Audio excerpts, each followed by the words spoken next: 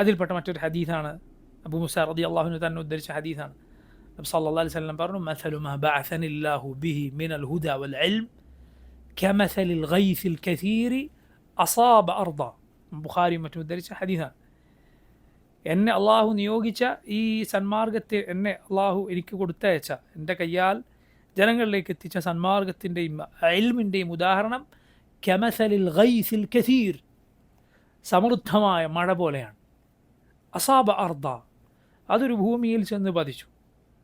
ആ ഭൂമി എന്ത് ചെയ്തു? മഴ സ്വീകരിച്ചു, സസ്യങ്ങൾ മുളപ്പിച്ചു. മറ്റൊരു ഭൂമിയിൽ അതേ മഴ പെയ്തു. ആ ഭൂമിയിൽ സസ്യം മുളച്ചില്ല, പക്ഷെ വെള്ളം ആ ഭൂമി പിടിച്ചു വെച്ചു.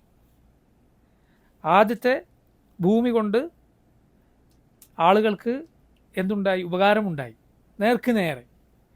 രണ്ടാമത്തെ ഭൂമി കൊണ്ട് ആൾക്ക് ഉപകാരമുണ്ടായി, നേർക്ക് നേരെയല്ല, മറിച്ച് ആ വെള്ളം ആളുകൾ എടുത്തുകൊണ്ടുപോയി വേറെ സ്ഥലത്ത് കൃഷി ചെയ്തു.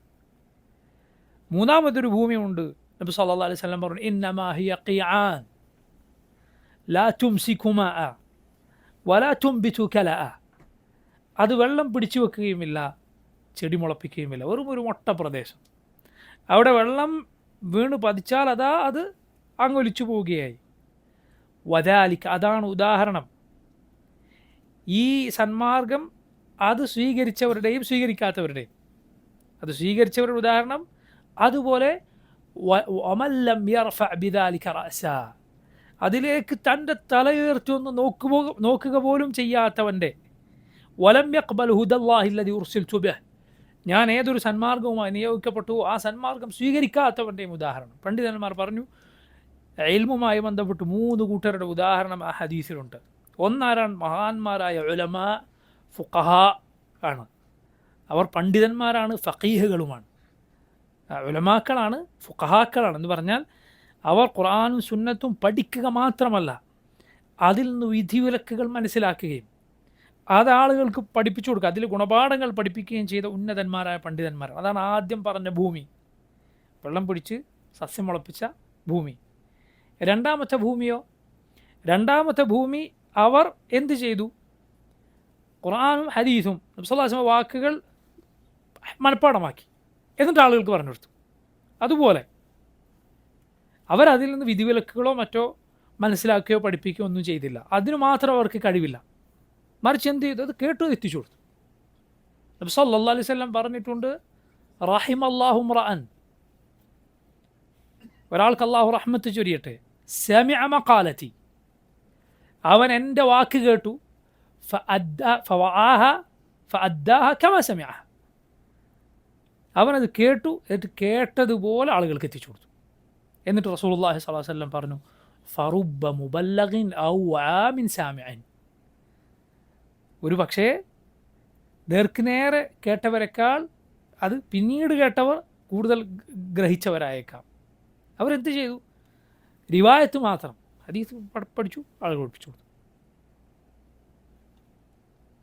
നദ്ദറല്ലാഹു ഇംറഅൻ, അങ്ങനെയാണ് ഹദീസ്. റഹിമല്ലാഹു എന്നല്ല, ഞാൻ നേരത്തെ പറഞ്ഞ പോലെയല്ല. നദ്ദറല്ലാഹു ഇംറഅൻ, ഒരു മനുഷ്യൻ്റെ മുഖം അള്ളാഹു പ്രസന്നമാക്കട്ടെ. സമിഅ മഖാലതി, എൻ്റെ വാക്കവൻ കേട്ടു, എന്നിട്ട് ഗ്രഹിച്ചു, കേട്ടതുപോലെ എത്തിച്ചു കൊടുത്തു.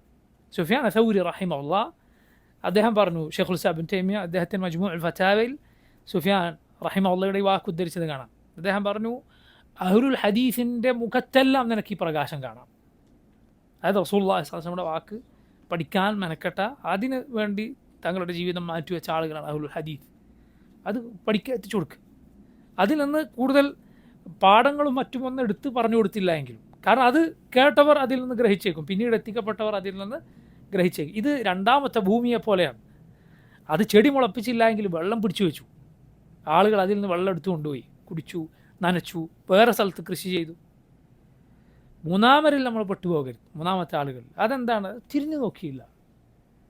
അത് പഠിക്കാനോ കേൾക്കാനോ ഒന്നിനും തയ്യാറായില്ല. എത്ര മനോഹരമായ ഉദാഹരണമാണ്, നിങ്ങൾ ചിന്തിച്ചു നോക്കൂ. സന്മാർഗത്തിൻ്റെ, ഹുദയുടെ, ഇൽമിൻ്റെ ഉദാഹരണം മഴ പോലെ. ഭൂമിക്ക് മഴ എങ്ങനെയാണോ, വരണ്ടുണങ്ങിയ ചത്ത ഭൂമിയെ എങ്ങനെയാണോ അള്ളാഹു മഴ മുഖേന ജീവിപ്പിക്കുന്നത്, അതുപോലെയാണ് ഹൃദയങ്ങൾക്ക് വഹി, ഹൃദയങ്ങൾക്ക് ഇൽമ് അങ്ങനെയാണ്. ഹൃദയത്തിന് ജീവൻ നൽകുന്നത്, ജീവസുറ്റ കൽബുകളാക്കുന്നത്, അതിൽ വഹീൻ്റെ നനവ് വന്ന് വീഴുമ്പോഴാണ്. ഇൽമിൻ്റെ നനവ് അതിൽ പതിക്കുമ്പോഴാണ്. അല്ലെങ്കിൽ ഹൃദയങ്ങൾ കടുത്തുറച്ചു പോകും, വരണ്ടുപോകും, ചത്തുപോകും. അത് വരണ്ടു പോകും, കടുത്ത ഹൃദയങ്ങളായി പോകും. വളരെ ശ്രദ്ധിക്കണം.